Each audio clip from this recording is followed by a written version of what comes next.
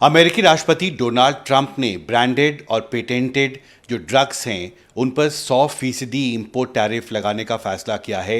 इस पर बात करने के लिए मेरे साथ हैं एसोचैम के secretary general Manish Singhal. NDTV में आपका स्वागत है। इसमें एक कंडीशनैलिटी भी है कि अगर किसी फार्मा कंपनी ने अमेरिका में अपना मैन्युफैक्चरिंग यूनिट सेटअप किया है या सेटअप करने का फैसला किया है तो उस पर ये लागू नहीं होगा। भारत के लिए, क्योंकि 31% हमारा टोटल फार्मा जो एक्सपोर्ट होता है दुनिया के अलग अलग देशों में अमेरिका पहुंचता है, भारत पर कितना असर पड़ेगा?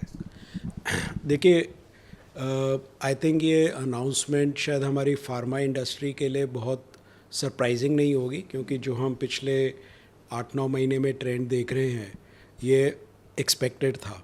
और ये क्लियरली ये दिखाता है कि वो चाहते हैं कि यूएस में ज़्यादा निवेश हो, चाहे फार्मा हो चाहे और कोई प्रोडक्ट हो।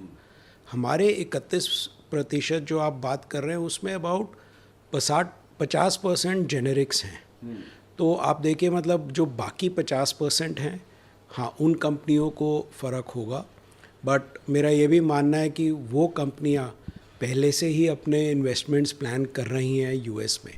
तो शॉर्ट टर्म में हो सकता है थोड़ा इम्पैक्ट हो, बट उसका लॉन्ग टर्म इम्पैक्ट नहीं होगा। दूसरा, हमें ये भी देखना चाहिए, अभी हमारे मंत्री श्री पीयूष गोयल जी यूएस में हैं। सो सबको बहुत ही एक उम्मीद है कि कुछ ना कुछ इंडियन इंडस्ट्री के लिए एक मे बी जिसको कि कहते हैं एक लिमिटेड या रिस्ट्रिक्टेड डील एक आध महीने में शायद साइन हो जाए।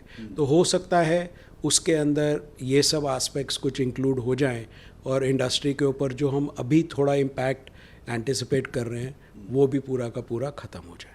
तो आपको लगता है कि क्योंकि ज़्यादातर जो फार्मा प्रोडक्ट्स इंडिया से एक्सपोर्ट होता है वो जेनरिक ड्रग्स होते हैं, हाँ, तो उन पर ये 100% टैरिफ सीधे तौर पर लागू नहीं होता? हाँ, मतलब ज़्यादातर नहीं कह सकते, 50% करीब है।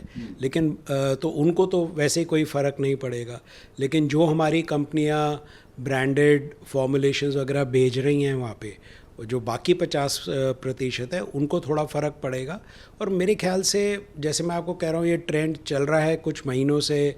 इलेक्शन से पहले भी ये एक्सपेक्टेशन थी कि अमेरिकी राष्ट्रपति कुछ ऐसे एक्शंस लेंगे। तो हमारी कंपनीज़ को अब ज़्यादा एग्रेसिवली ये देखना चाहिए कि हम और मार्केट्स में कैसे डाइवर्सिफाई करें। आप देखिए, अगर 30-31% जाता है उसमें से 50% अफेक्टेड है, तो मतलब 15% हमारा फार्मा एक्सपोर्ट इम्पैक्ट होगा। उसके लिए दूसरे मार्केट फाइंड करना, हम लोग ने इतने एफटीए साइन करे हैं। एफ्टा का भी 1 अक्टूबर से हो जाएगा। यूएई ऑस्ट्रेलिया चल रहा है, न्यूजीलैंड की बात हो रही है, यूरोप की हो रही है। तो इससे ये आई वुड से ऑफसेट हो जाएगा मीडियम टर्म में। एक आखिरी सवाल, कॉमर्स मिनिस्ट्री की तरफ से एक बयान भी जारी हुआ है पीयूष गोयल की अमेरिकी यात्रा पर, जिसमें ये कहा गया है कि दोनों देशों में अच्छी बातचीत हुई है और आने वाले समय में दोनों देश कोशिश करेंगे कि एक वर्केबल डील हो जाए।